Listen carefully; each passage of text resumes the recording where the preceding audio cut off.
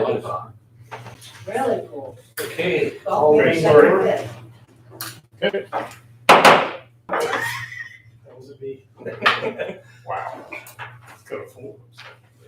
Good evening, this is the executive committee meeting for Golf Manor, Monday, May 9, 2022. Can we have a roll call, please? Mr. Fisher. Mr. Knipp. Mr. Marks. Here. Mr. Simile. Here. Mr. Van Harn. Here. All members are present except for Mr. Fisher and Mr. Knipp. Yes, they both contacted us with different needs for their families and work. So do I have a motion to excuse Mr., I guess both of them? Motion to excuse. Second. All in favor? Aye. Aye.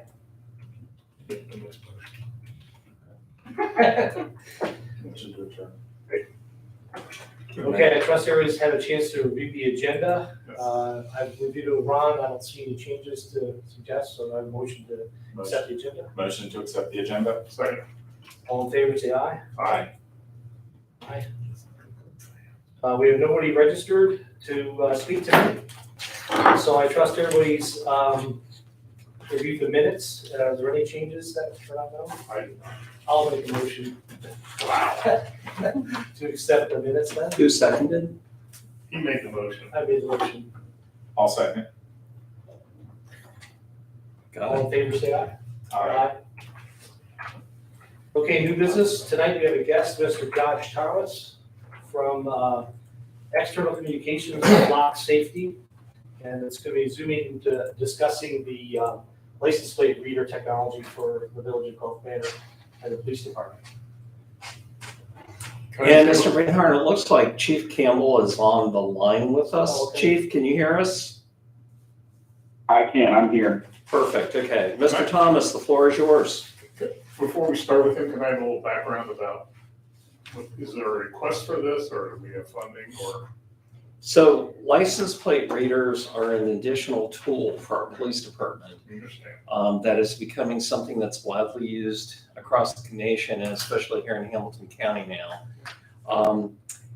One of the things that we have tried to do because of our staffing and trying to stay lean in our staffing and get efficient is to try and find various tools that will help them in their job. So Chief Campbell and I have had a discussion for the past couple of years about employing license plate readers.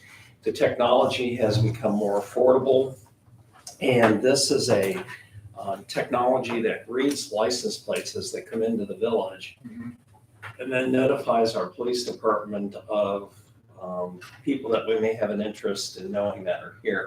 Chief, do you want to talk a little bit more about that?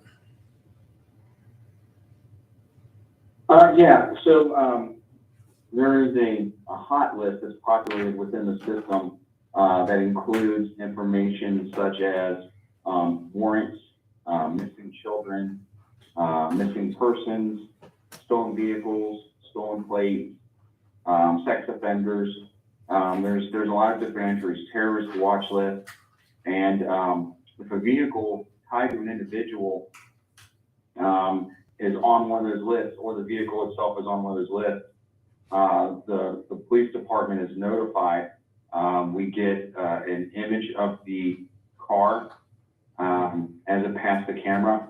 We get an image of the license plate on that car, and then we get a description that will type out the license plate in case the image is difficult to read, and also a description of the vehicle, such as a black BMW.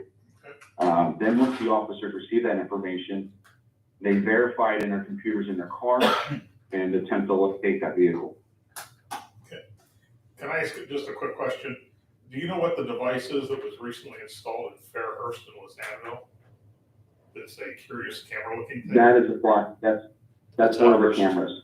What's that? It's ours. That's what we're talking about. That is a license plate reader? Correct. Okay. Yep. Just curious. So you'll see one at Elbrook coming into the village, and then one also at the bridge at Sanibel coming into the village. Okay. The all three are the same. All right.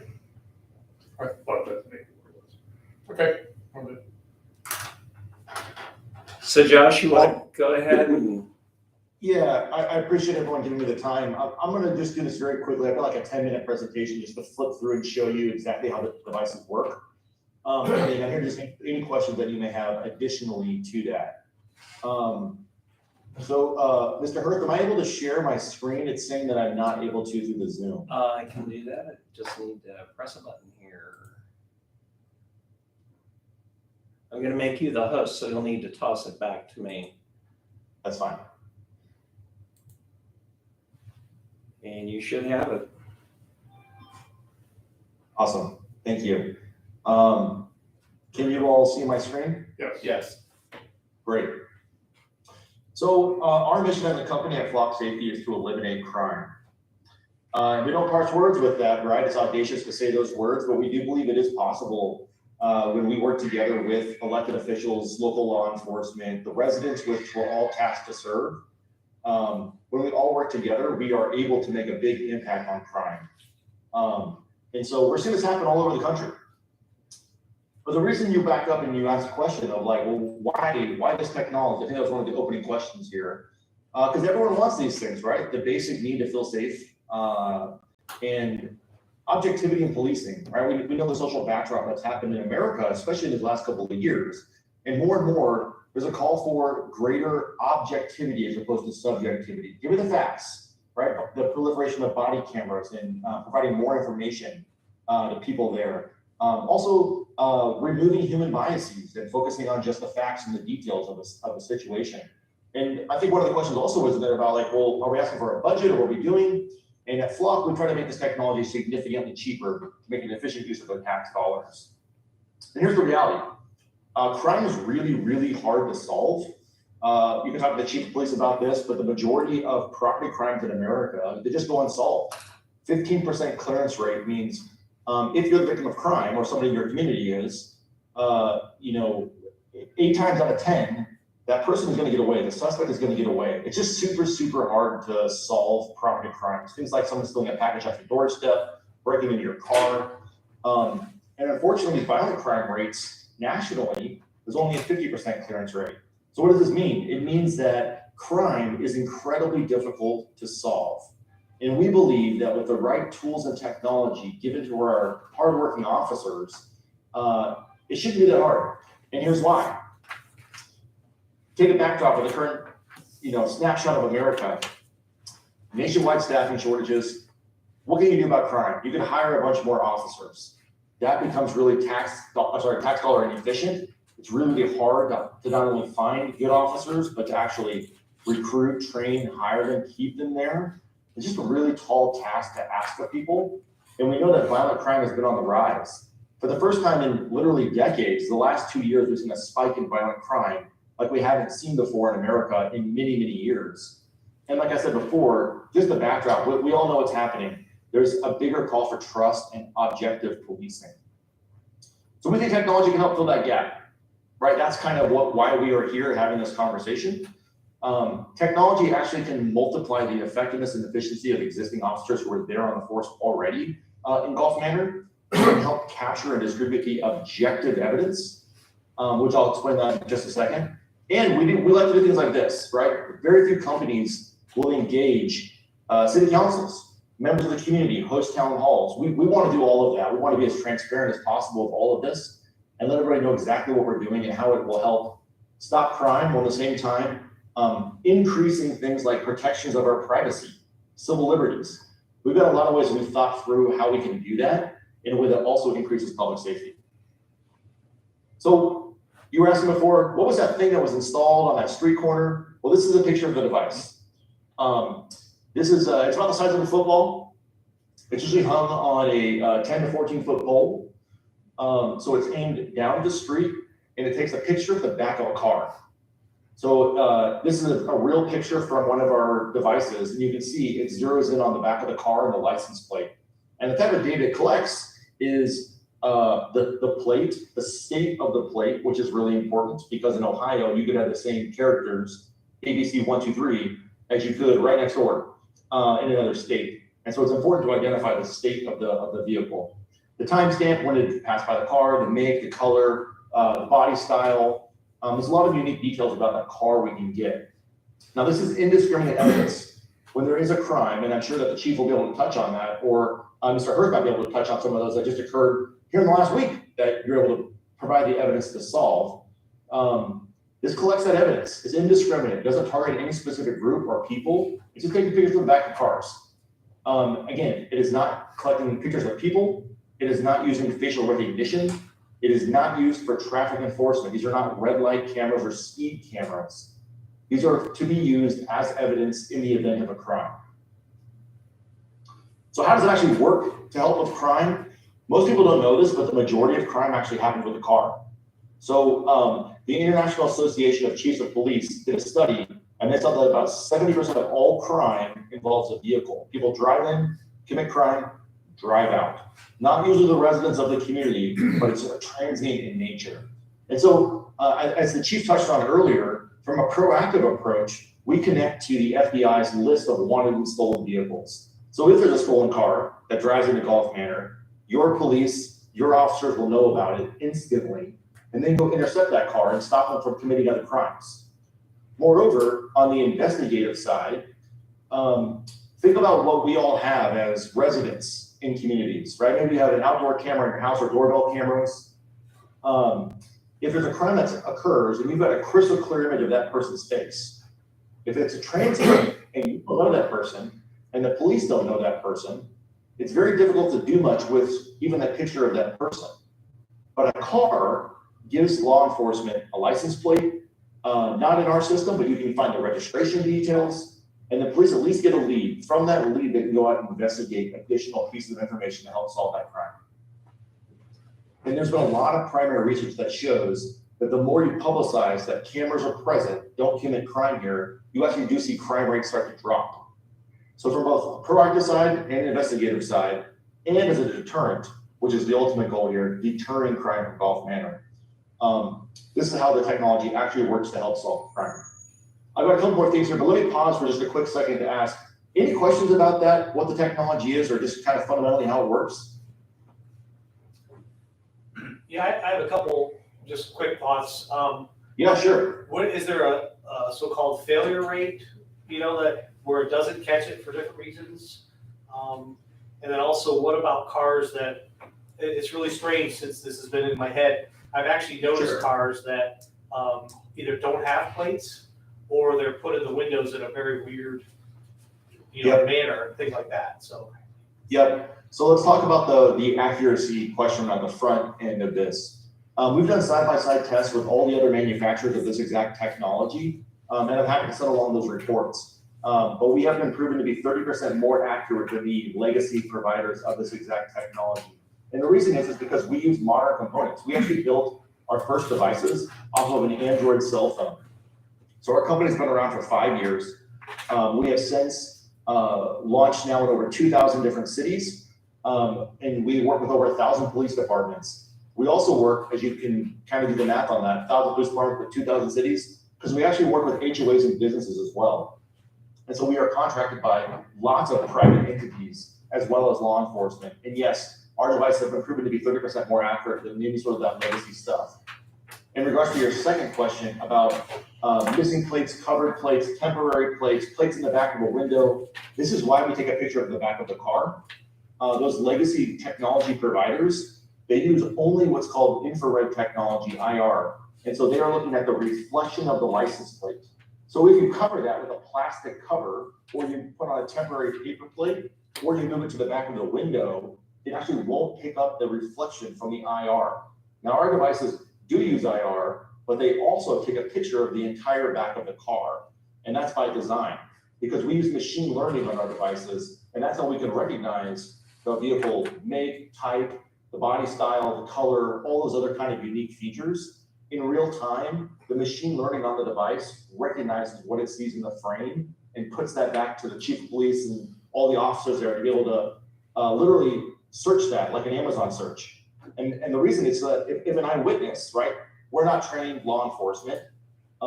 If there's a crime and I were to see a suspect drive away, I probably wouldn't get the 7 characters of the license plate, but I might be able to say, oh, it was a blue Honda Accord or whatever. Now, given the fact that, the Honda is the most popular car in America, it'd be very hard to narrow down to just that car. But because you can go by the timestamp and see the specific time and that location, police can then get their suspect list narrowed down dramatically, get the license plate and follow up from there. So that's kind of the way the system works on that front. Did that answer your question? Yeah, it did, and I'm glad you said that, because I have seen plates too that are covered with like an opaque, whatever they call it, colored glass or something like that, and Yep. so you answered that too. I appreciate that. Thank you. Quick question. Absolutely. So, I take it that you're actually taking a snapshot of every car that comes through. So what's happening That's to that data where you're collecting everybody's license plate numbers and vehicles? Yep, that's a great question. Who gets that, or what? And then Yep. how long is that kept? That's right. Yep. Those are great questions. So I won't go over this slide quite yet, but it's the last bullet on the right here. We store all the data in the cloud. Amazon Web Services has a government cloud. It's the most secure cloud server that they have. It's what's called CGIS compliant, which law enforcement agencies, they all have to be CGIS compliant. But it's the highest level of security encryption you can have. It's called AES 256 encryption. All that data is stored in the cloud, and it's permanently deleted every 30 days on a rolling basis. So there is no recovery of this data. Now, who owns it? Who has access to it? Mhm. Your law enforcement owns it and has access to it. So even at Flock, we can't even access this footage. It is 100% owned by your city, and you guys have access to it. The police will be able to administer who they can give access to. Usually what happens is they give it to every uniformed officer, has their own unique login. And with that, we have created a system whereby if anybody logs in at any point in time, all of that is audited. So every time someone logs in, performs a search, whatever their search parameters were, whatever their search reason was, that's all logged and it's permanently auditable. However, the footage deletes every 30 days on a rolling basis. That's by design. Now, police, if they are under an active investigation, they can download that footage and save it as part of their normal evidence management, like they would save any other piece of evidence. But what's in the cloud rolls off and deletes every 30 days. So who manages the police and how they handle the data? So That's usually, again, I'll flip through this and share that with you here. Okay. But it's about creating. So a policy. Josh, can I toss that for a second? So anything that has to deal with records retention goes through our records commission.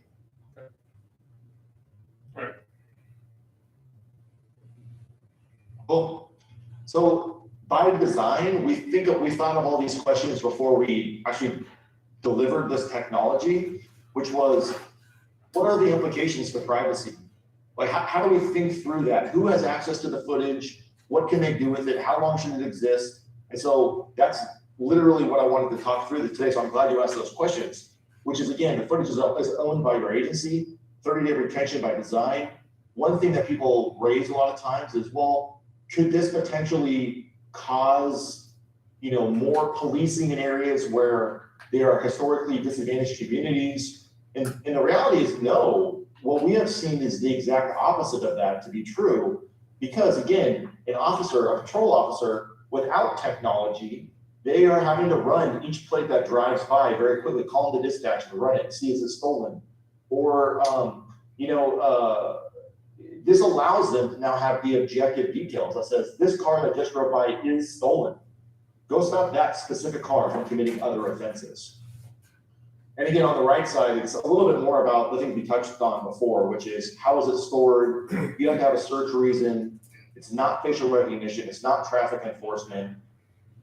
We do a lot of stuff with encryption. So the data is actually encrypted on the device as it's being captured. It's also encrypted separately in transit as it's getting pushed to the cloud. And it's encrypted separately another time in the cloud itself.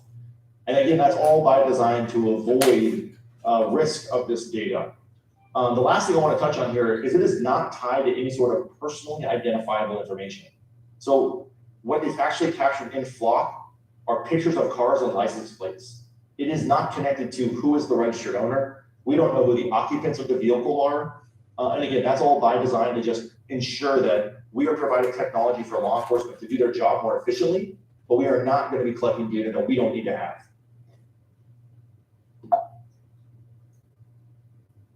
We have this tool called the Transit Portal, which, oh, sorry, Chief, did you want to jump in?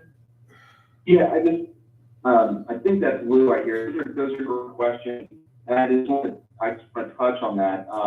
Yeah, like he said, the information, all we get is the license plate, and the vehicle. It doesn't tell us anything. It actually, not to sound like I'm hitting block, it gives us very little,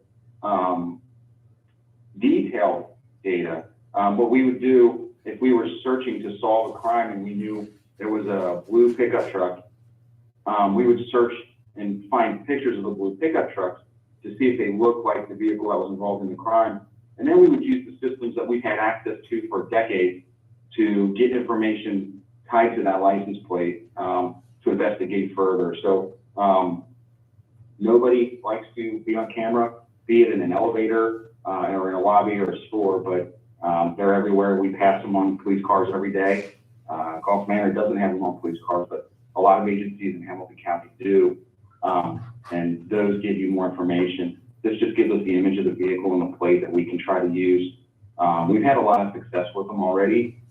We've been getting the data for about 30 days. We've recovered 2 stolen cars that came into the village and a person wanted for assault on a law enforcement officer. The last 2 happened almost simultaneously on the same day, 2 different vehicles. So That's all I have. Back to you, John. okay, hey Josh, so what's the system latency for the time it detects a suspect vehicle till someone in Gulf Manor is notified? Yeah, great question. So these devices are all cellular enabled, so it's LTE. So it typically takes about 15 to 35 seconds for the device to send it to the cloud and then back down to the officer. So they can get alerts on their cell phone or in that laptop that's in their car. It's called an NVT. In real time, once you get those alerts, it takes about 15 to 35 seconds, depending on clouds and a couple other factors. But yeah, about 15 to 35 seconds. So it seems to me there's sort of an active portion to this system, and then there's a passive. Active being, excuse me, what you just described, where the picture and the license plate are tied to some database that says here is a suspect vehicle, for lack of a better way to put it, and the police are notified. What about the passive part in terms of, let's say there was, recently in our village, we had a bunch of cars broken into one night. And what if we said we know it's from 3:30 to 4:30, and it might take a while to investigate this. Do they order that 1 hour's worth of footage or something, or whatever, all the cars that came in that time frame, and then we keep that as our own record from then on? Is that, I'm trying to figure out just the layers of how that works? Yeah, so I'm happy to let the chief talk about how a typical investigation would work.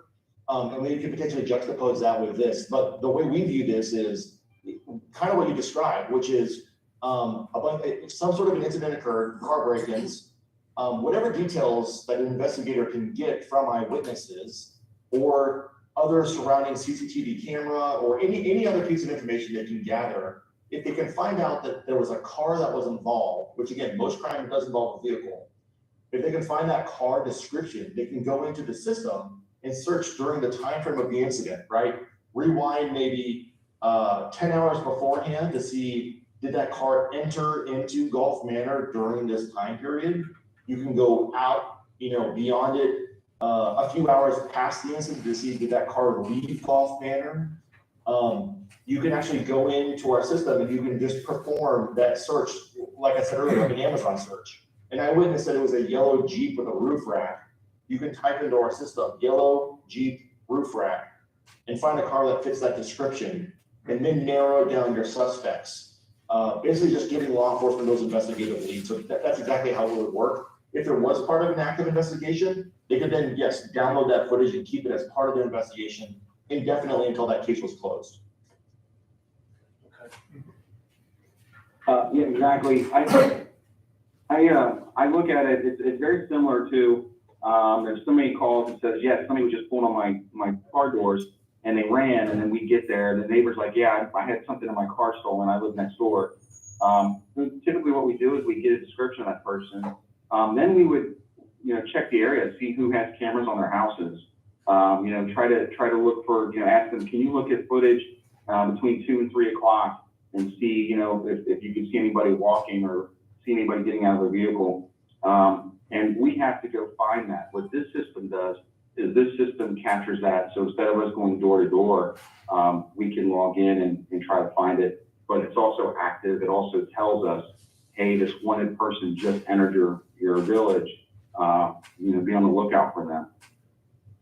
Yeah, and just to double down on that last piece there, what I didn't touch on earlier, but that I think the chief was alluding to there is if they have a wanted suspect and they know the exact car and the license plate, they can actually create what's called a custom hot list. So they can type in that information. So if that's one specific car, which is not on any sort of national database anywhere, but if that one specific car drives by any flock safety camera in real time, law enforcement can again get that alert so they know that suspect just re-entered, this area or this part of Gulf Manor. Chief, are these gonna be, you gonna have bi-directional setups where you check entering and leaving, or how's this gonna be? Right now, we're testing 3, and they are entering the village.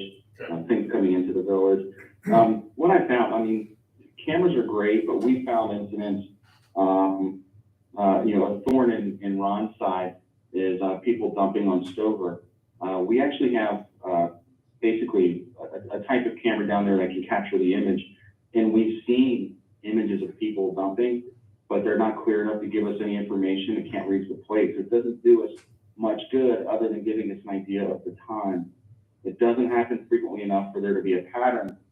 But if we deploy a camera in that area, it's going to capture that plate along with the other camera capturing the simple image of them just pulling stuff off the bed of a truck.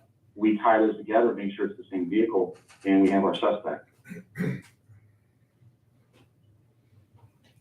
Josh, quick question for you. So as I mentioned in my opening comments, multiple jurisdictions in Hamilton County are starting to use these.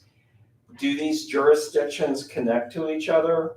So for instance, can Amarillo Village see that someone that they were interested in was in the village of Gulf Manor? Great question. So, like I said earlier, your law enforcement agency owns your data, and those neighboring agencies own their data. So they can enter into sharing agreements with each other, but that is not on us to decide who gets to share with whom. Each agency gets to decide who they want to share their data with or who they don't want to share it with. So they could opt in to share with all of your surrounding agencies, anyone in the state, anyone in the country, or not, make it very limited. It's 100% up to your city to decide. Chief, you had indicated that Amberley has deployed these or was getting ready to. I believe they are looking into them as well. I was talking to Rick Lombardo from Flock Safety today at the vendors exposition here at the Chiefs conference. And there's a number of departments that are either exploring deployment or are entering contracts to have them deployed. I think the more the network grows and more we can share information, we can help each other out. I get requests quite frequently since we started testing the system to be able to share our cameras with other agencies. I know Blue Ash has a great number of them. Mount Healthy also. I believe, Josh, maybe you could answer some of the agencies that are exploring or testing them also. But I believe Cincinnati, Madeira, and Amberley are close to putting some in and running them and testing them. Yeah, I'm looking at the list now. So there are, yes, many all over. Yeah, Blue Ash, I see. The Postal Inspection Service has one up in Westchester. Hamilton Township has many. They have like maybe 30 or 40. There are a bunch of little private neighborhoods as well. And then as you go up, we are all over the Dayton, greater Dayton area, from Springboro up to Vandalia. But there are hundreds of devices as you go up the state. So one of the challenges that the Records Commission will have in the next quarter will be to solidify our records retention policy for body cams and cruiser cams. Mm-hmm. And then this process will also be a part of that. So what this testing period has done for our police department is to make a determination of how they're going to use it and what they need to keep or don't need to keep. So Chris, you have, is it 3 active investigations that have been productive at this point? Am I correct on that number? Unless anything happened while I was up here in Columbus, we've had 3 crimes that have been solved. 2 of them involving getting vehicles back to their owners without any type of pursuit or crash. Not to say that's not possible, but the first one, I had the system running on a monitor in my office. It notified me stolen vehicle with the picture and the plate, and it said 17 seconds ago. We knew it was down by UDF, so I directed officers that way, and we found that car pulling into United Dairy Farmers. We were able to box it in, recover that vehicle for that resident. The other one happened similarly. We discovered the vehicle in the middle of the village after they passed one of the cameras. And then while we were dealing with that, another individual entered the village in a vehicle, and they had warrants for assaulting a police officer. So those are 3 we were able to solve by active notifications from the system. What I'm also excited about is that we know we have a suspect that did something and he fled and he's somewhere else in the state or the country. We could put that plate and that vehicle in there, and then we'll know if he passes a car up in Dayton like he's hiding out at a relative's house. That allows us to kind of direct our resources that way to try to locate him versus waiting for somebody to just randomly find him. Hey, Chief, It's been very beneficial. so currently we're testing 3. Do you have an idea of do we need more, or do we need like a mobile one for the trash thing, or do we have all the gateways covered? I'm just curious what you see for the future, or if this is a test.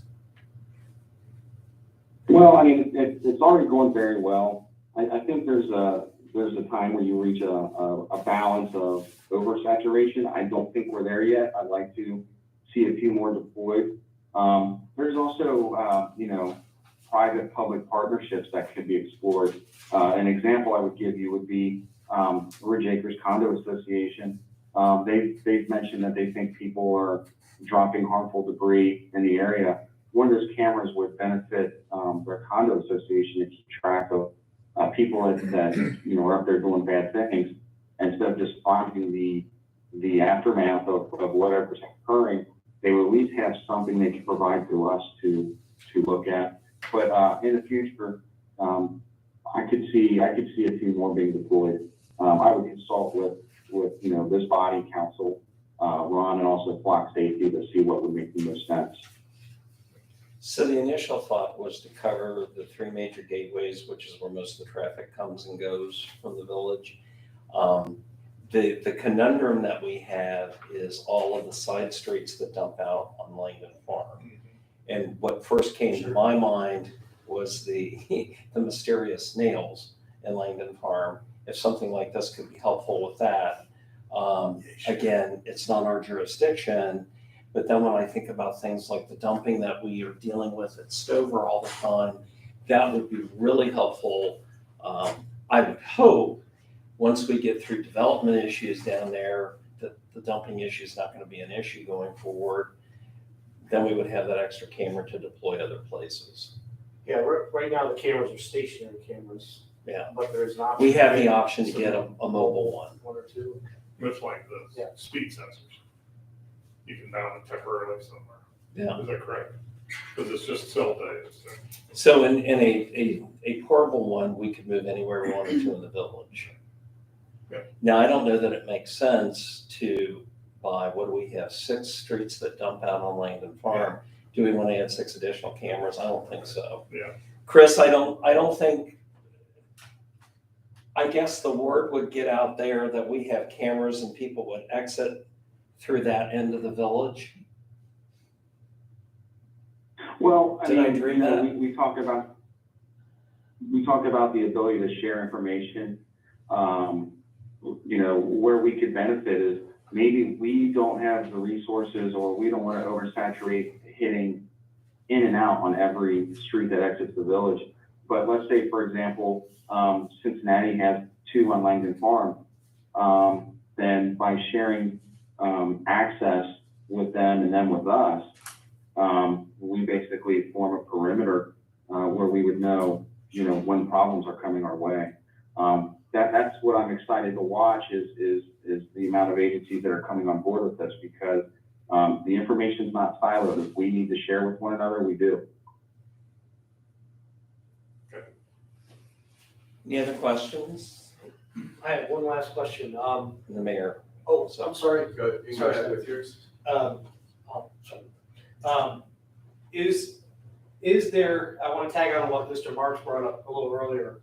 Is there a model for a layered approach, maybe just 2 layers of who has access to do a search?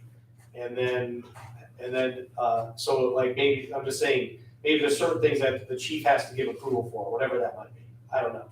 And secondly, is the, let's see, I forget my question now. Anyway, let's start with that one first, and the other one will probably pop back in my head. Or is it generally, is it all available to everybody all the time, all the officers? So Chris, my answer to that would be that that's a policy that you need to determine for your specific staff. Because what needs to be considered is who's on what shift during whatever potential crime might take place during a 12-hour shift. Obviously, I think the command staff would all have access. Then there are officers who are leaders, so to speak, on the day in the late shift. So that'll be. Is that, Chris, is that correct? Yeah, the way we have it now, we're testing it, is I was able to load our department roster into the system. I give them permission, and then I review it. So if I was to search, for example, when it first went live and we're testing it, if I tested, let me see a red Jeep with a bumper sticker, it asks me, what window? I would say, yesterday. And then what's the reason for search? And I have to type in a reason. That's stored and that can be looked at. So if I was to say, what Ron alluded to with our policy, and it goes with us having access to much more sensitive policies. So this isn't even a flock question, because all that's showing us is a picture and a license plate. For that to be usable, they have to go to RCIC to enter it into the system, which if that's mishandled by any individual for a non-official reason, it could be investigated and processed as a felony. So there's layers of security.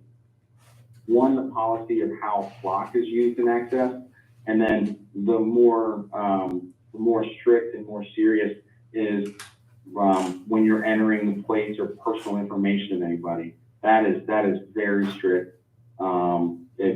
People mishandling that is not tolerated. You have to acknowledge it every time you log in, that it's for official law enforcement purposes only. You have to hit accept.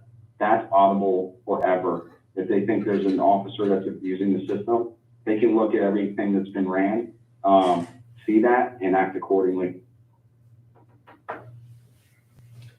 Chris, I don't think we've ever had a discussion about RCIC, but that is a very secure system that dictates who can be in a room alone with the machine at any specific time. So if they're following those protocols, that just inherently is a secure system. I kind of like in the flock camera, if I can be very simple in my description, as the very observant neighbor that likes to sit on their porch and watch the world go by. You know, they see a yellow Camaro with a Florida plate That's that it. goes by every day at 2. That's not really useful unless we dig into that. And we have to have a very specific reason for starting that dig. So it sounds like there's an active audit process going on, but is there another one that happens? You mentioned that it's audited, all the searches that are done. Is that right? I couldn't hear you. So it sounds like the system has kind of a natural audit, like an active audit system as ongoing. But is there ever a time where it's just audited by a person just for security reasons or anything like that? RCIC has their own very strict security reasons, or security systems in place. If they see somebody running the same plate 3 times a day, they're going to reach out to us and say, hey, do you guys have an investigation going on? This is a little unusual. Okay, that's. So this security is layered. Where the real bang for the buck is in a system that we've been using since I started working with Gulf Manor, and that's RCIC and NCIC. It's incredibly robust security. Everything you store when is stored. It can be accessed. They will either look at it as a result of if somebody thinks there's an issue or if something appears out of the norm. There have been officers in Hamilton County that have lost their jobs for abusing RCIC in the past. Okay, we have a question So from I'm confident in security. Hi, Chief. Hi, Josh. This is Mayor Densmore. I arrived late, so I apologize if this question's already been asked and answered. I know that we're not proposing using this technology at this time to kind of catch things that are live, like people running a stop sign or someone running through a traffic light. Yeah, so I understand that that's not the case. I'm curious about, in terms of a long-term relationship with your organization, Josh, where you are in the development of the technology. I know that this with other providers is active because I've actually myself been caught by this in Virginia before. Received a letter with a photo of me using a toll road without having the proper stamp for that. Which was totally an accident. Sure. It was, the roads were confusing. So what I'm curious about is the artificial intelligence involved in, for instance, if there was a camera that was catching cars that were rolling stop signs and was able to say, well, this is happening 2 times at this time of day, but it's happening 10 times at this time of day, which could then allow our officers to know that this is a particular area in the village for this period of time that would be good to have an officer at. Not talking about, can we do this now, talking about where you are in the development with AI with that. I know you currently what you're sharing that I've heard is that you can take, running video of something, but that's different than an AI notifying us that there's a high amount of a particular infraction occurring at this particular location. And I'm thinking that combined with a mobile unit would be quite useful in the future. So the question is this something that you already have, or is this something that you're actively developing, or is this just not your niche? Yeah, that's a great question. So yes, you are, the situation you described is one where we are not in active development for. So we are not looking at revenue related incidents of any kind. So expired tags, speeding, red light, nothing that's revenue related.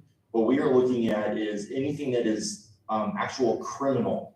So if it was a crime, that would be different because there are different alerts you can turn on and turn off that are related to the FBI list we described earlier. And so we are looking at, what about all the other types of crimes that don't involve a vehicle? Or what about things that maybe they do, like gunshots? There's incredibly powerful technology around gunshot detection. The challenge with that typically is that can only help you in an investigation standpoint. It doesn't really help you in real time as a crime is happening, connecting the dots between gunshot to suspect.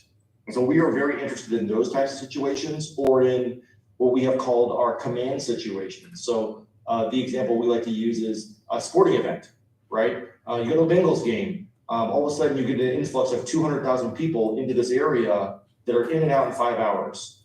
Well, that creates a lot of other types of incidents that may occur.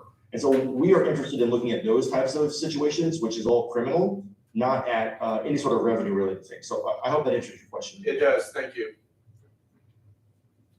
That's all my questions. Anybody else? Any other questions? Do we have any questions from the audience? Josh, we appreciate it. Thanks, Josh. Yes, Thank thank you you. very much. Thanks, folks. Thanks for your time. And we Take will care. continue to work with Chief Campbell on this project. And Chief, travel safely. We'll see you when you get back. Yeah. He's already off. So, tell me, so what are the costs associated with this system? I'm sorry. Or say is that again. important? What are the costs associated? They're about $2,000 per camera. So you So- purchase them and that's a one-time. You actually lease them, and then there's a yearly lease cost, which I don't have off the top of my head. And then there's But a data the cost. good thing about that is as the technology improves, or if Right. something breaks, we just replace the camera. And what about the data part? Is there a charge for that? There's no charge for that. So once So- you lease the camera, you're in the system. The software came with the system, and what has been deployed, the chief has on his computer now. In fact, you may have not been here. There was I think maybe the mayor has seen this, and Miss Cheney. He would be happy to sit down and show you the technology and how this works and how it alerts people. It's kind of interesting when you're sitting in his office and something pops up, so. And after the last meeting, I was going around the meeting. So, Okay, any other thoughts or questions? Mr. Marks's question about oversight of this technology, one of the things that occurred to me is what's the acronym, the RCIC? RCIC? That piece of it, I understand, I could have a misconception of this, but I understand that these are, best practices, that, you shouldn't do this, so they have policies around not doing certain things. But to Mr. Marks' question, my question would be, what is the frequency of kind of Chris? auditing that Yeah, did you want me to process to make sure speak? that that's actually occurring? Like, and what are the different ways of auditing it, The other system- than just asking them, are you following your own rules? We talked about Yes. this, so. Not, I don't mean just like accessing the system, though. oh, really? With Okay. regard I'll- to the RCII in general. All these right, kind of so things we of- will of plug What do this you oversight in. of want? police departments. What's your question? So we can still deploy him, we can do it privately, so. Because you're either auditing access to the system, which tells you what. Is that all the RCII covers, is access to computer data? It tells exactly who's logging in, how often they're logging in. If a person logs in too Okay, frequently, that the works. chief is notified that someone is logging Right. in too frequently. So if something is, do they have capabilities to print things out from that? They store That's it. okay. and We got it then the covered. chief- Store it Just completely everybody get one. electronically, not, It's stored, All right, they thanks. can store video here Right. on the system every 30 days. That, the flock system is cleansed. yeah, I got that. Okay, so yeah, here you can store the data. If you say, yes, this is part of an actual investigation, they store that here. Okay. So this is, In this terms is, of printing is what I was concerned about, that I've heard all that. I know that perhaps, I don't know if it's actually listed in RCII's protocols, that, yeah, printing something's a no-no because then you can't control where it's, who's seeing it per se. So I'm curious about that component of it. Is it possible to print things out that you're looking at in the database, and what the rules are around control of those materials? I believe Captain Felser must be here. You guys do it. So we're finishing up our committee meeting here, so it'll be just a few more minutes. So what I was gonna mention is I think it probably makes sense, as we've talked about this, for the police department to talk with members of this committee about the protocols, like I'm looking here, the protocols behind the RCIC system. Yep. Because it's so detailed that if we move a computer from one office to another or place where it's sitting, we have to report that. Yep. And it has to be approved by RCIC for security issues. So, and a lot of the upgrades that we did on the building for locks and things like that were to take care of requirements in that realm. So I think that having that discussion, also including this as a part of what we're doing for the RC2 requirements for our records commission, will help put some guidelines around those. Okay. The philosophy here is to try and not put things on paper. So I feel pretty confident that since it is a cloud-based system, it would be very similar to what we're doing for the tests that we're doing with the body cams right now, where if somebody requests it, once that system gets commissioned, we'll have jump drives that the police department will be able to download off that system, and then will be sent to the prosecutor's office or however they transmit it. Those things are all logged and kept as evidence. And I would see that same kind of procedure for this type of. Yeah, my curiosity was around the technology. I mean, it's tagging whenever somebody logs in. I'm wondering if the ability to tag whenever somebody prints something out as well. Probably so. I think the chief said that he can see that activity. He Yeah, sees the, he because said he that'd can be see all important. the activity. Right. Right. He's the one, he has everything. Anything that logs in or does something. I'll follow up with them about that, because that was my main concern, is that you do lose control once something's printed out. Right, and that's not the intent here. It seems like we Okay. want to feel comfortable with the way our department is using, or that we understand it. I'm not Right. trying to question them, I just, I have to sort of, to make sure, so.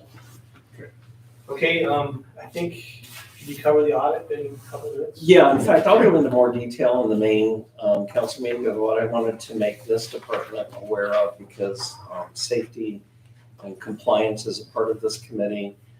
We did have our auditor for the Ohio plan here a couple of weeks ago, where they audited various things throughout the police department, the administration, and the maintenance department. I got a call from the broker last week who said that we had passed our audit by 100% with no recommendations. Good. And she said that that never happens. So How about that? I felt like that was something that I'm very proud of our staff for being able to accomplish. And apparently we're on top of it. So that's a good thing. Can I move on here to employee performance review system real quick? Yeah. So we canceled our meeting last month, and the reason we did that was things around here have just been kind of crazy in the search for the fiscal officer position. I'd like to try and reschedule that for this month sometime, but also keeping that we have a holiday at the end of the month too in mind. So we had done that on a Thursday night. We don't have to make a decision here. I'd like to do that in the full council meeting, but if everybody can just look at your calendars and see what might work out. That again is a meeting of the executive committee in a working session. So we'll have to publicize it. And council will need to set that. So. You want to do it sometime in May, not June, right? Yeah, it would make sense to do it in May, and I think things should fall in place here within the next couple of weeks. I'm pretty open the week of the 23rd. Where is the calendar? There it is. If you're sticking with a Thursday, it looks like what we have left is the 19th, the 26th. Actually, the 26th is what the date that I was thinking. Okay. And that leads us, the holiday is that following weekend and that Monday. Works for me. Works for me. Me too. So that is a committee meeting for the executive committee. So do you want to say Thursday, May 26th at 6:30 p.m.? Yep. Okay, we'll throw that out there at the main council meeting as a motion. What on the executive Somebody make a recommendation motion too, since it's their meeting. Yeah, I'd like to make a recommendation, we move the executive working session to Thursday, May 26th at 6:30. Second. All in favor? All right, And the council can confirm it, that they can attend as necessary. Okay. All right. And everything else on that list we're still working on. All right, the only announcement then would be the next executive committee meeting is scheduled for Monday, June 13 at 5:30 PM. So June 13th starts our summer sessions where we meet once a month. Yep. And then we have the option of adding an additional meeting if we need to. Motion to adjourn? motion to adjourn. Second. All in favor? Aye. Yeah, you can have Yeah, it's a very important thing. And we're ending the meeting. Hello, Mr. Manor, how are you? Feeling better? Well, Yeah, but it's taking So am I on that turns thing with now? all of our kids.